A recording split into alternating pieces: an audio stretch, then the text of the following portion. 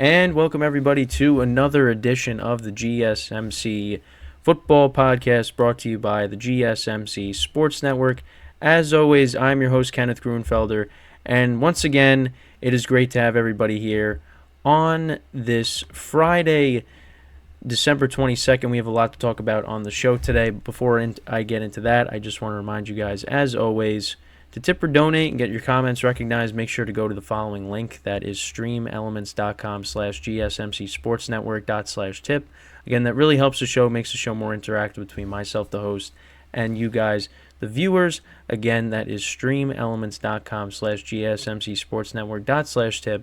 And as always, this is displayed on the ticker on the bottom of the show segment down below. So, let's get right into what we are going to talk about for today. So we'll recap last night's game between the Saints and the Rams. There was big playoff implications with that game, so we'll get into that. Then in the second part of the show, we will preview the two Saturday games. The third part of the show will preview all the games for Sunday as well. And then in the final part of the show, we'll preview all the Monday games. So it's all previewing for Week 16, and that's the title of the episode for today. Obviously, Christmas weekend. There'll be no show on Monday, but we'll be back on Tuesday. So that's why we're getting all the previews of all the games for the show today. So so this is show number 2. Obviously, got wrapped up with the baseball. A little over a half hour ago. So so let's get right into the first topic here, which is talking about last night's game between the Saints and the Rams. So, again, this was a big game when it comes to playoff implications because obviously both teams coming in at 7-7. There's a lot of 7-7 teams. When you look at the NFC, and then you got 8-6 teams over in the AFC. The Rams have been playing really good football as of late. Heading into this game, the Saints coming off of back-to-back wins, although against the Panthers and the Giants. So this was a true test, and once again, we kind of see where these teams are at. The Rams are both teams are heading in different directions. The Rams once again put up 30 points.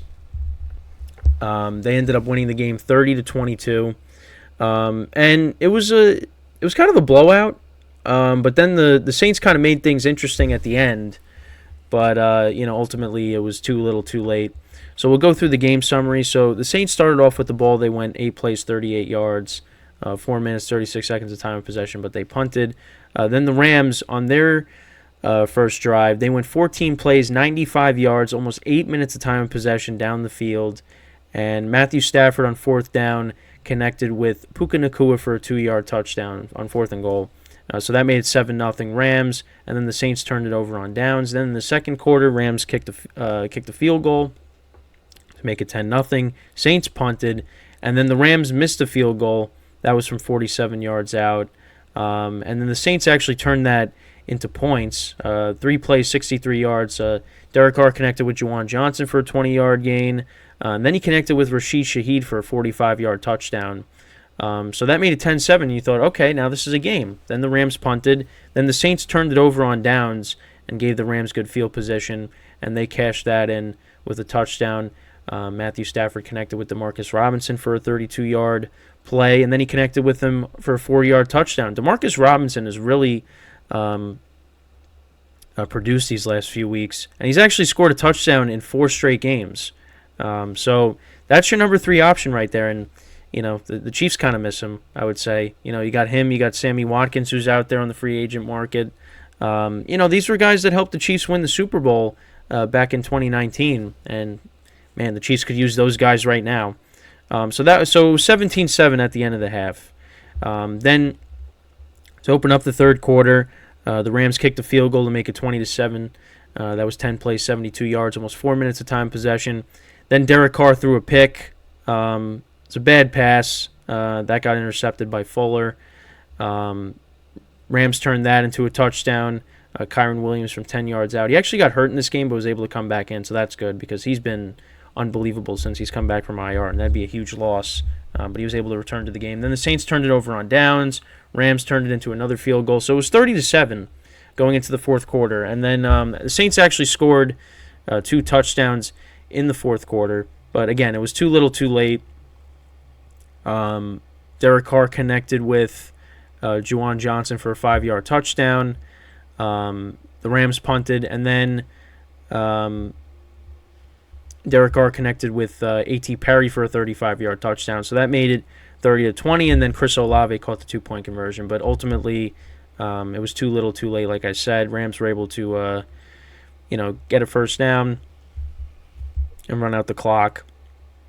And that was basically how the game ended. 30-22. Rams win, improved to 8-7 on the season. Saints dropped to 7-8. So that's that really hurts their playoff chances.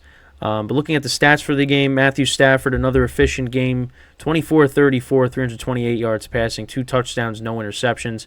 Kyron Williams, another great game, 22 carries, 104 yards, and a touchdown. Puka Nacua had a great game, 9 receptions for 164 yards and a touchdown. Demarcus Robinson, 6 for 82 and a touchdown. Cooper Kupp had 6 for 52. Tyler Higbee had 3 for 30. Cooper Kupp dropped a couple of touchdowns in this game, and I saw a TikTok that said he's washed. I mean, come on. The first one, it was out in front of him. He would have had to make a spectacular play to catch the ball. So I'm not going to blame him for that. But the second one, he dropped. So, but I mean, Cooper Kupp's been playing pretty well since the Rams have really started to get it going recently. So I'm not going to say he's washed. But that was a great game by the Rams offense, and they look really good right now. And then as for the Saints, Derek Carr went 27-40, 319 yards, 3 touchdowns, and a pick. The pick was pretty bad. The Rams only ran the ball for 35 yards. Alvin Kamara did not have the game that I wanted him to for one of my fantasy leagues. 9 carries for 19 yards, and then he had 5 receptions for 16 yards. Didn't get anything going. And I was really hoping that he would have a big game and maybe score a touchdown, but that didn't happen. Chris Olave, though, he did show up in my partner league. 9 receptions, 123 yards. Rashid Shaheed had 5 for 70 and a touchdown. Juwan Johnson had 4 for 48 and a touchdown. And A.T. Perry had 1 for 35 and a touchdown. But yeah, so the Saints are 7-8. Now, can they still make the playoffs? Yes, but they need to win their last 2 games. And they are against divisional opponents. They're going up against the Bucs and then the Falcons. So, I mean, really, I think they're... I mean, could they still get the wild card? I guess, but they need a lot of help. But the Rams right now, they are in a really good spot. They play the Giants next week, which I think they should win. So that would get them to 9-7. Now, tough part is they got to play at the 49ers then after that. And who knows what's going to happen? Are the 49ers going to have the number 1 seed locked up? And if that's the case, then maybe they rest some of their guys. But if they don't, then they're going to be playing at full strength. That's going to be a tough game because the Rams, that's a place they haven't won in a couple of years.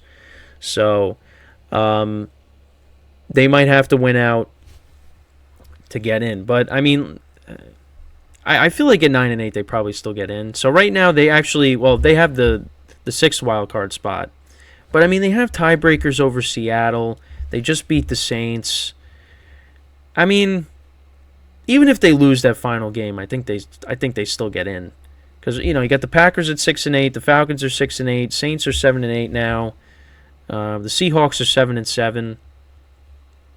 I mean, the Seahawks actually could win out, because they got they're at Tennessee, home against the Steelers, at Cardinals. I mean, we'll see. And then for the Vikings, I mean, they got the Lions twice and the Packers, so maybe, even if the Rams finish at 9-8, they finish over the Vikings. I mean, the Packers, it looked like they were going to be the team that was going to win out. That didn't happen. So, I mean, the Rams right now are in a good spot. I mean, listen, they're scoring 30-plus points. Well, last week they scored 28, but, again, they scored 30 points. They're running the football well. I mean, listen, they can maybe go in and upset the 49ers. It's possible. It's going to be tough, though. It's going to be tough because, I mean, their defense, obviously you still got, you got some young players there. You got Aaron Donald, of course, but I don't know if they're going to be able to win that game if the 49ers are playing at full strength. Because, again, that's been a place that they, have had a problem with. So, but, yeah, this win really helps the Rams when it comes to the playoffs. I mean, I expect them to beat the Giants next week. I would be surprised if the Giants somehow pulled it off. But I don't think so. But credit to them because I'll be honest, I really earlier in the season, and I brought this up yesterday, I believe. I really didn't expect them to make the playoffs. Because it's like when they got blown out by Dallas, I'm like, yeah, I mean, they're not the same Rams team, but Kyron Williams has come back, and that's changed everything. They have a really well balanced offense. They run the football well, and they got a bunch of weapons. I mean, Puka Nacua, I mean, he's having a great rookie season. Cooper Kupp is back. Higbee's a good tight end, and look at what Demarcus Robinson's been able to do. Like I said, 4 touchdowns in 4 straight games. He's a solid number 3 for them right now. And, Tutu Atwell got hurt, so that's given him a bigger role, and he's produced. And Matthew Stafford's playing like Matthew Stafford. So this team is going to be dangerous if they get into the playoffs, and this could set up a potential Matthew Stafford return to Detroit in the first round of the playoffs, which would be unbelievable if that happens. I really hope that's the case because you got 2 high-powered offenses going at it, Stafford returning to Detroit, Goff playing his former team that traded him. I mean, that would be a heck of a game if we get to see that. Now, they did play each other a couple of years ago, but that was when the Lions were terrible and, the Rams were, on their way to a Super Bowl championship. Now, it's different. Lions are a better team. Rams aren't as good as they were a couple of years ago, but they're looking like it right now, at least, on the offensive side of the ball. So, we'll see. I mean, because obviously with the Rams, they don't have Jalen Ramsey anymore. There's no Von Miller, no Leonard Floyd. Like a lot of the guys that were on that Ashawn Robinson, I believe, was on that team as well. So a lot of those guys that were on that Super Bowl team for the defense aren't there anymore. I mean, Aaron Donald is there, of course, but we'll see what happens. But it's the Rams I think get in, but that last game against the 49ers is going to be really tough. It's going to be tough. And that could really determine whether they make it or not. But I think 9 wins should get them in. I mean, because listen, Seattle, they can win all 3 of their games, but they could definitely lose one. If they lose one of them, then that helps out the Rams, and then the other teams. I mean, they beat the Saints already. The Packers, if they finish with the same record as the Packers, if the Packers somehow win their final 3 games, then they'd actually hold the tiebreaker over the Rams because they beat them. That was when Stafford was out. But I think the Rams are in a good spot because a lot of it's not a slam dunk that these teams are gonna win out. I don't think what the Packers have done, it looked like they were going to, and that's not the case. Seattle, who knows? I think the Rams they should get in. They get to 9 wins.